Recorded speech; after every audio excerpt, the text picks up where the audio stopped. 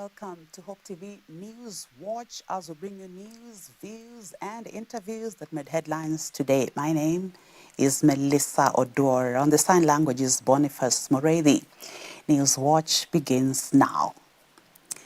The new chairperson of the National Cohesion and Integration Commission, NCIC, Bishop Dr. Kefa Omae, has officially been sworn into office alongside 7 commissioners who will serve for the next 6 years. The new team takes over at a time when political temperatures are already rising ahead of the 2027 general election. Speaking during the swearing-in ceremony at the Supreme Court, Dr. Kefa stated that the time has come for all political actors in the country to watch carefully what they say, and especially anything bordering on hate speech, incitement, and anything to do with profiling communities in the country. Our reporter Kennedy Kimani attended the event and begins our bulletin tonight. Dr. Kefa Omae has officially been sworn in as the new chairperson of the National Cohesion and Integration Commission alongside 7 other commissioners who will serve for the next 6 years. The new team now takes over the country's cohesion watchdog at a time when Kenya is witnessing rising political temperatures and growing concern over divisive politics ahead of the 2027 elections. The time has come for all the political actors in this country to watch very carefully what they say, and especially anything bordering on hate speech, incitement, anything to do with profiling the communities in the country. We are going to be very keen as a commission and make sure nobody will be above the law. Dr. Omae, who previously served as the presiding bishop of Redeemed Gospel Church, says the commission will closely monitor leaders and individuals accused of promoting divisive politics or profiling communities. Do solemnly swear that I will faithfully and fully. The new commissioners took oath of office during a ceremony held at the Supreme Court buildings in Nairobi. The commissioners sworn in include Josephine Eragai, Joseph Nguyo, Jackson Kedogo, Dr. Samuel Mwachiro Mwawasi, Irene Tulel, Hassan Bilo Ahmed, and Jerusa Mwadhime Michael. Chief Justice Martha Koome used the occasion to call for commitment to constitutional values, urging leaders and citizens to embrace dialogue over division and reject any attempts to incite violence or deepen social tensions for political gain. This commission was born out of our darkest moments, where we drew very painful lessons in our history, and the collective determination that our diversity must never again become a source of violence. Our diversity should never become a source of exclusion or a source of division. The Commission's mandate remains as vital today as it was at its inception. The team now assumes office amid growing calls for stronger action against hate speech, ethnic incitement, and inflammatory political rhetoric as the country slowly begins entering another election cycle. I must make it very clear. I think political actors have had their day. Now that the commission has been put in place, there's going to be visibility, there's going to be prevention, but at the same time, we are going to act using the laws that are there. The remarks come against the backdrop of increasing political activity, sharp exchanges among leaders, and a growing concern over online incitement as political camps position themselves ahead of the 2027 elections. NCSC is expected to play a central role in promoting peaceful coexistence and ensuring political leaders remain within the law. With political temperatures rising across the country, attention now shifts to the new NCSC leadership on how they are going to handle divisive political rhetoric ahead of the 2027 elections. Kennedy Kimani, Hope TV Newswatch at the Supreme Court buildings, Nairobi. Indeed, all the very best to the new NCIC boss there, Bishop Kefa Omae. Moving on, Kenya and Kazakhstan have signed a raft of bilateral agreements aimed at strengthening and expanding diplomatic and economic ties between the two countries during President William Ruto's state visit to the Central Asian nation. The agreements seek to place Kenya as Kazakhstan's anchor nation in East and Central Africa, while positioning Kazakhstan as Kenya's gateway to Central Asia. Speaking when he was hosted by Kazakhstan's President Kassym-Jomart Tokayev at the Palace of Independence in the capital Astana, President Ruto said currently Kenya serves as Kazakhstan's second-largest trading partner in sub-Saharan Africa, mainly importing Kenyan agricultural products such as tea and cut flowers, while exporting fertilizer to Kenya. During the event, President Tokayev conferred on President Ruto Kazakhstan's prestigious Order of Friendship First Degree for his role in strengthening Kenya-Kazakhstan ties. I accept this honor on behalf of the people of Kenya, who stand with the people of Kazakhstan in the pursuit of harmony and prosperity. May this moment mark the strengthening of our partnership, and may the bonds of domestic, of friendship, continue to flourish between our nations for generations to come.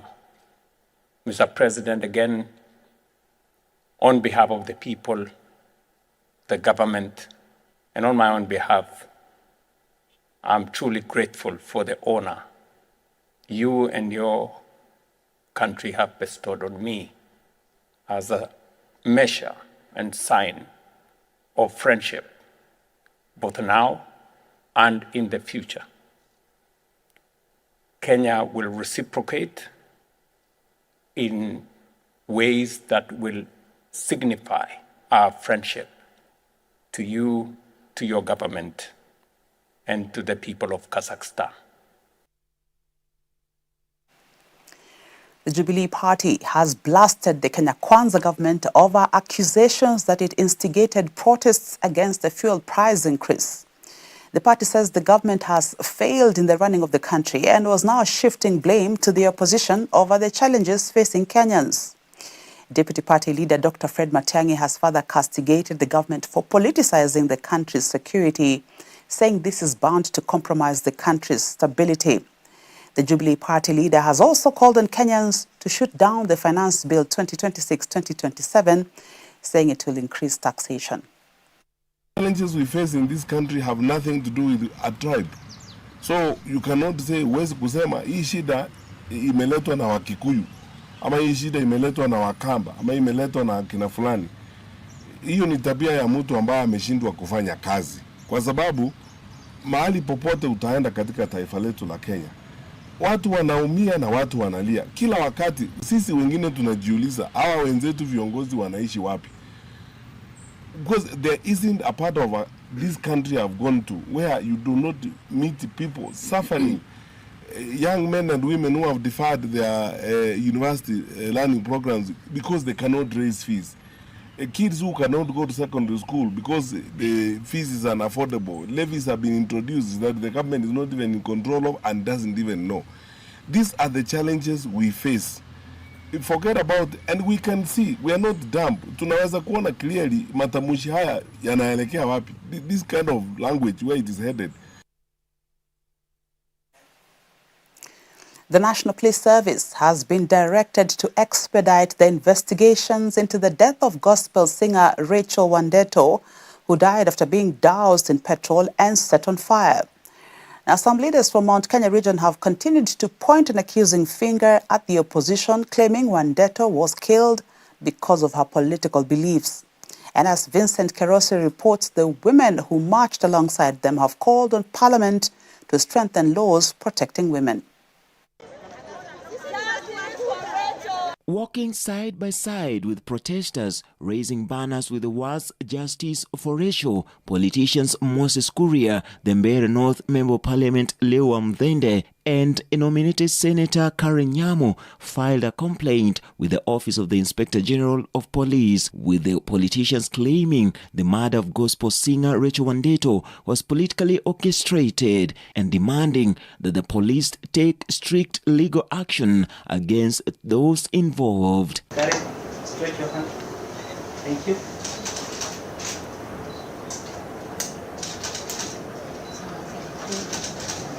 Happy? Earlier, the politicians and their supporters gathered at the Kenyatta National Referral Hospital, where they moved the singer's body to the morgue at the Kenyatta University Teaching and Referral Hospital. The politicians expressed their concerns following the incident on Friday, her death sparking public outrage. I was with the family at DCI Homicide Headquarters. The investigations are ongoing, and I believe we are going to see in the next few days action being taken against whoever did this shameful and despicable. And this is a message I want to pass, especially to people from my community. We have sunk this law where human life does not matter. I observe with a lot of concern and worry. Women's groups also expressing their anger now want Parliament to take swift action to enact laws that will prevent violence against women. Former Cabinet Secretary Moses Kuria also fears that the nation could find itself in a volatile situation if politically motivated violence is not nipped at the bud. As the Speaker of the National Assembly, I'm addressing you now. We want to bring our petition to you. Na hiyo petition itarukishwa zile ziko kwa meza zote.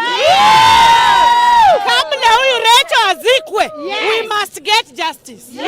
Wamama power! Democracy is democracy for the opposition and democracy for people who are supporting government. And if action is not taken and taken swiftly, 207 will be a picnic, as Kriegler said. We are just 1 year short of an election. Rachel Wandeto was attacked by unknown assailants who doused her with petrol and set her on fire. The singer died from her injuries on Monday amid rumors that she was attacked because of a tattoo of President William Ruto on her body. Wamama power! Vincent Kerosi, Hope TV, Nairobi. We're staying on that trail on femicide cases. Now Kenya is facing renewed outrage over rising cases of femicide and violence against women and girls. Civil rights society organizations and human rights groups are now calling on the government to declare gender-based violence, including femicide, a national crisis. The groups say the country can no longer ignore the growing number of women being killed, assaulted, and abused, often by people known to them. They're demanding urgent action within the next 40 days. Here is Dolly Mwirigi with that report. Pressure continues to mount on the government to take stronger action against femicide in the country. Speaking during a joint press briefing, women's rights organizations and stakeholders described the situation as a national emergency, saying women and girls continue to lose their lives in horrific circumstances. The group cited several recent cases that have shocked the country, including the death of Multimedia University student Sylvia Kimunto, who was found dead in a water tank after allegedly being strangled. We will not buy the idea that this is a men's society. Everything is just driven to the fact that it is women who are the casualties of this. They also referenced the killing of the 21-year-old student Rose Bentapondi, allegedly murdered by ex-boyfriend and gospel musician Raphael Wandeto, who died after being set on fire by attackers. 75% of femicides that we see in Kenya are actually intimate partner femicides. They are women killed by their partners. They are women in a relationship. Airbnbs don't kill young women. It is people. The blame of the killing should lie on the perpetrator because they are the ones taking away the lives of these young girls. These young girls do not deserve to be killed. Just because you're in university and I went with you. We have relationships in university. Yesterday, a 16-year-old girl was killed during a funeral, right? And she was killed by a boda boda guy. He came to the funeral and stabbed her to death. Isn't that a young girl? Was she deserving? Right? Every time and every of these femicides that we have seen that involve, and they're a very small minority. So to ask why these young girls are living a life that is not theirs is very dismissive and actually puts the blame of their death on themselves. According to the organization, at least 8 femicide cases are reported every week in Kenya, with most victims aged between 18 and 35 years.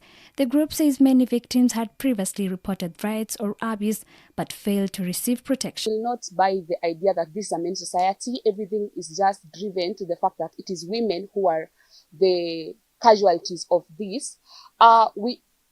Not all cases. If you actually study the recent femicide cases, it is not driven by greed. It is not driven by being materialistic. It is driven by people who are very intentional about taking away lives of young people, and you cannot compel someone into believing that simply because you have had actually the biggest culprits of this and the perpetrators are the young boyfriends. So how then can we claim that it is the boyfriends? It is out of maybe trying to reach out and getting maybe an expansion in terms of lifestyle and all that is deserving or resulting to this claiming of young lives. It is wrong. And in our constitution, we have actually one of the best constitutions. They have enactment of policies that are very strong and very definitive. They're now demanding 6 urgent actions from the government, including declaring femicide and gender-based violence a national crisis, creating a GBV emergency fund, strengthening survivor support system, and improving police investigations and accountability. The organization have also criticized the slow implementation of recommendation made by the government technical working group on gender-based violence. They warn that if no action is taken within the next 40 days, they will organize nationwide peaceful protest and pursue legal action against the state. Why are women and girls still dying? It's because nothing has been done.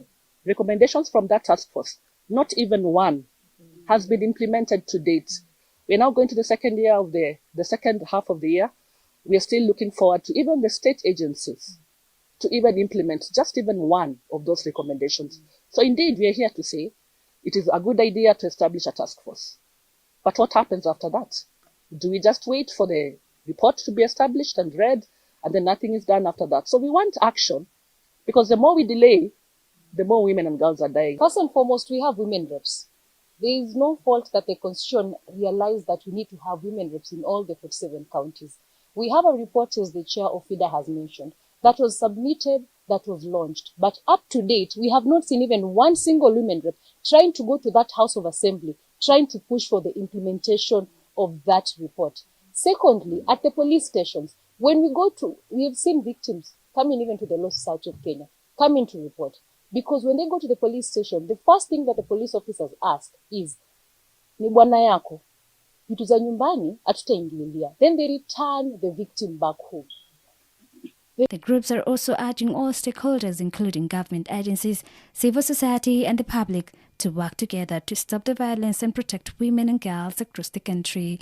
Dolly Murikimbuvi for Hope TV. Now, thousands of girls and women in Laikipia County continue to suffer due to lack of affordable menstrual products despite the existence of legislative framework to tackle period poverty. Various stakeholders have noted that while the policy outlines excellent guidelines, actual implementation remains a big challenge, with the distribution channels remaining opaque. Alice Dana tells us more.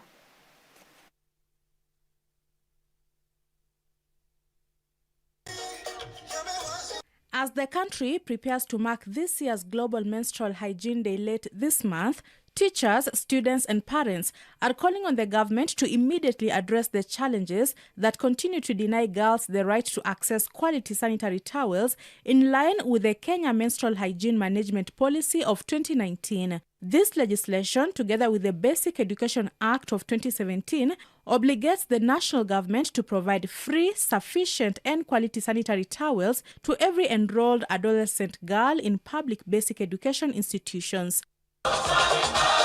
But this is yet to be fully implemented, with a study by the United Nations Population Fund, UNFPA, indicating that 45% of girls face difficulties accessing menstrual hygiene and 33% endure perpetual shortage.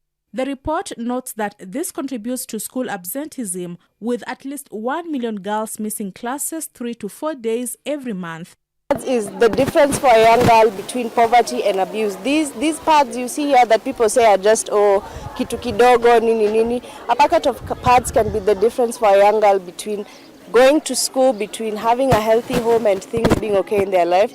Many school latrines and washrooms are also not conducive, lacking privacy and disposal facilities, which severely limit girls' ability to manage their periods privately, while in some rural communities, menstrual subjects remain a taboo where girls and women face isolation during this time of the month. Basically, as a pastoralist, because I'm from Rendile community, they still stigmatize issues with menstruation. They take it as it's actually a taboo that when you're a woman and you're menstruating, you have to like all the activities you can't do day-to-day activities. So another thing is lack of pads in schools, education to them, and also like basically county does not support them in their hometown. Speaking during a visit at Nanyuki DEB Primary School in Laikipia County, various stakeholders noted that while the menstrual hygiene management policy outlines excellent guidelines, actual implementation remains a big challenge, with the distribution channels remaining opaque. The day event was organized by Drawing Dreams Initiative DDI, a local community-based organization that promotes menstrual health within public institutions by way of trainings targeting both girls and boys upon attaining puberty. Trickling down to our county governments, we find the gap is huge. I'd like to remind us that we have a sitting menstrual health policy from 2019, but the actualization has been very minimal because number one, there's no investment. Number two, there's no intention in ensuring that period poverty ends. Of course, there are cartels on period products, but why do we have to make it so hard for these girls to endure this one specific week in school or at home or even at work? So it's a day that we are calling upon all stakeholders to be genuine and intentional in making sure that we reduce these costs on period products. The government could come in maybe by supporting them through trainings, supporting them through fundings, so that they are able now to do it even better for this school and even other schools, to make sure every girl everywhere in this nation is taken care of in terms of menstruation. Alice Diana, Hope TV Newswatch. We're in a good place to take a short break after that report by Alice Diana and Dolly Mburigi-Mbuvi there on the femicide issues and the period poverty in Laikipia. We will take a short break now. We'll be back with the day's business news. Don't go too far.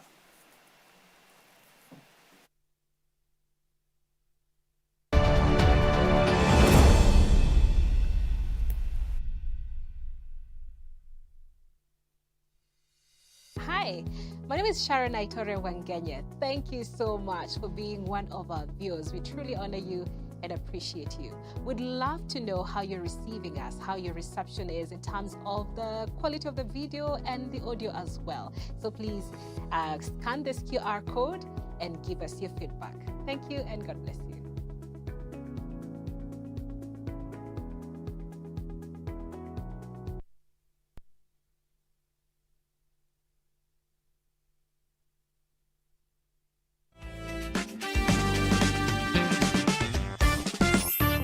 At the age of 25 is where there is also another change, because the frontal cortex, this part of the head, the maturity now of the brain happens at that time, which is responsible for intellectual abilities, decision makings, and the executive area of the brain. Again, it comes with other challenges. Now that I am who I am, you withdraw further from people.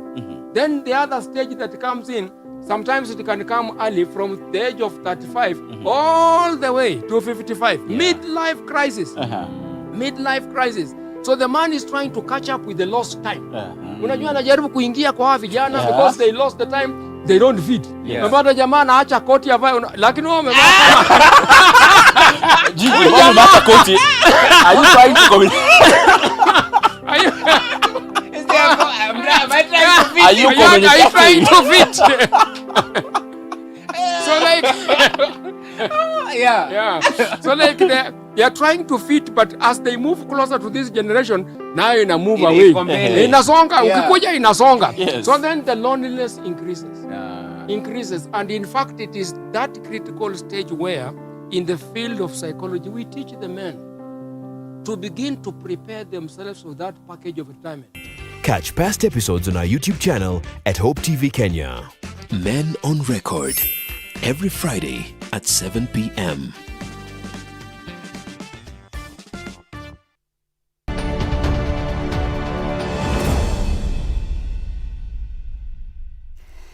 We're back with business news now. Former Industrialization Cabinet Secretary Aden Mohamed has been sworn in as the Commissioner General of the Kenya Revenue Authority, KRA. Mohamed, who's the former Barclays Bank Kenya CEO, was sworn in by Chief Justice Martha Koome. He was appointed by Treasury Cabinet Secretary John Badi for a 3-year term after topping interviews of 6 candidates. Mohamed now succeeds Humphrey Watanga, who became Kenya's High Commissioner to Australia, and Dr. Lilian Nyawanda, who was acting in the role. Mohamed's appointment, which also follows his recent service as the economic advisor to the government, is already facing a court battle, with a petitioner claiming he exceeds Kenya's public officer retirement age of 60.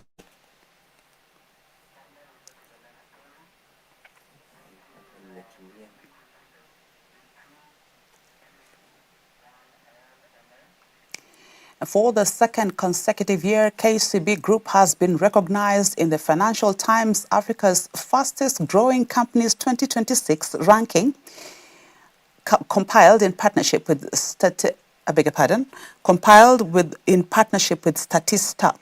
The ranking evaluates companies based on their compound annual growth rate between 2020 and 2023 and highlights organizations driving innovation, job creation, and competitiveness in Africa's evolving economy. Now in its 5th year since its launch in 2021, the ranking continues to recognize the companies shaping the continent's economic transformation.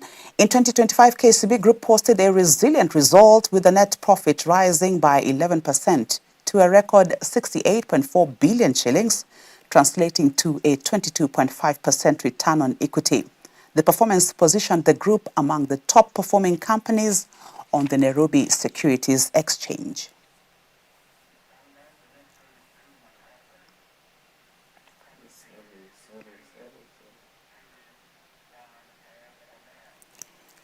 And manufacturers have called for accelerated adoption of clean technologies, affordable energy solutions, and stronger public-private collaboration to support industrial competitiveness amid rising fuel prices, energy costs, and ongoing global supply chain disruptions during the Clean Energy Conference and Expo held at the Sarit Expo Center under the theme Industrial Decarbonization Through Clean Technology Adoption. Delivering remarks on behalf of the Principal Secretary in the State Department for Industry, Assistant Director of Industries Bernard Bosuben applauded manufacturers for demonstrating that profitability and environmental sustainability can successfully go hand in hand, while reiterating the government's commitment to strengthening public-private partnerships that support industrial growth and sustainability. The conference, organized by the Kenya Association of Manufacturers, KAM, in partnership with the United Nations Industrial Development Organization, UNIDO, also marked the official launch of the Industrial Clean Tech Platform, ICTP, an initiative aimed at supporting industries to access clean technologies, financing solutions, and technical expertise to accelerate Kenya's transition towards sustainable and low-carbon manufacturing. Could we also have a conversation around clean energy? Could we also have a conversation around clean technology? Because if the energy is expensive, then we need to be efficient. So that's a conversation the citizen of Kenya, the citizen of Africa, and the industries in this country needs to start talking about. How can we be efficient? How can we tap into existing technology to ensure that we are efficient? As that element of cost is being addressed, how can we be efficient? We just beseech all the manufacturers and all the members who are interested in this transition to take this opportunity. Now is the time and not tomorrow. I wish to appreciate every effort. I think I noted also from the academia, there are also representatives from the academia, because this conversation also needs to start from our education system and our schooling, so that people are aware and people are educated in terms of this transition.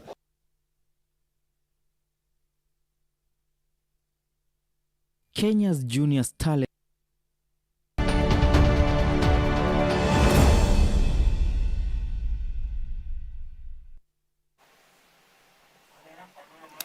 To sports, the stakes are high as Kenya's junior starlets prepare to face Uganda in a two-legged qualifier, with a place in the next round of the qualifiers at stake.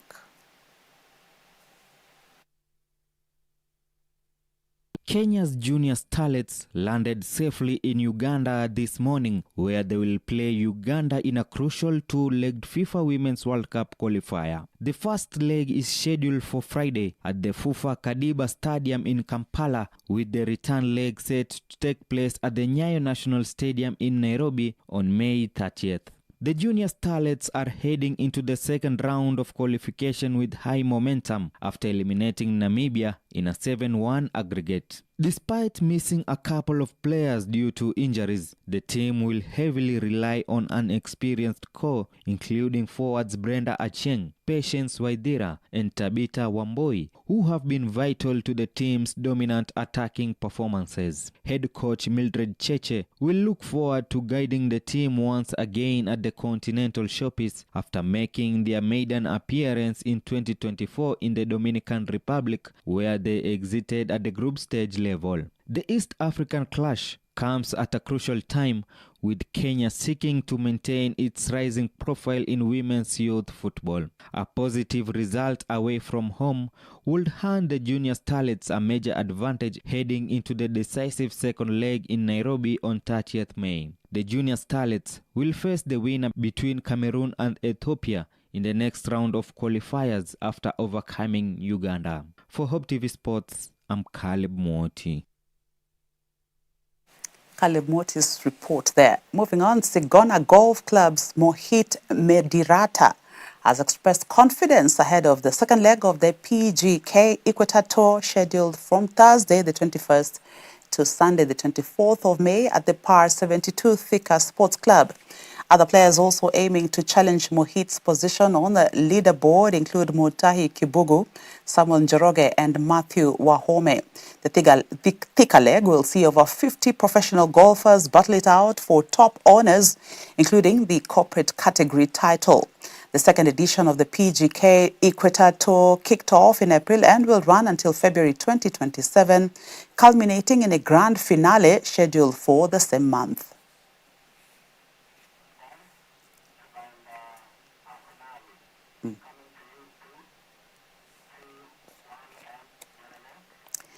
Amidst the fanfare now, Arsenal ended their 22-year Premier League title drought after rivals Manchester City were held to a dramatic draw by Bournemouth. They are projected to receive between an estimated 30.6 billion shillings and 31.9 billion shillings in Premier League payouts alone, but could potentially go higher. Windfall goes far beyond immediate cash. Winning the league will likely increase commercial revenue through bigger sponsorships, more jersey sales, enhanced global branding, and increased match day income. Analysts believe the title success will give Arsenal greater influence in the transfer market, allowing them to compete more effectively with Manchester City and Chelsea for top talents.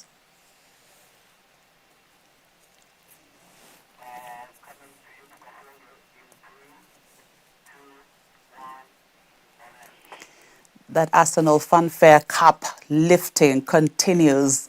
A very well-deserved run there. Well, that's how we wrap up Newswatch for tonight. Many thanks for your company as we brought you news that made headlines today. My name is Melissa Oduor. Together with Boniface Muredi on the sign language on behalf of the team that made this possible, have a good night.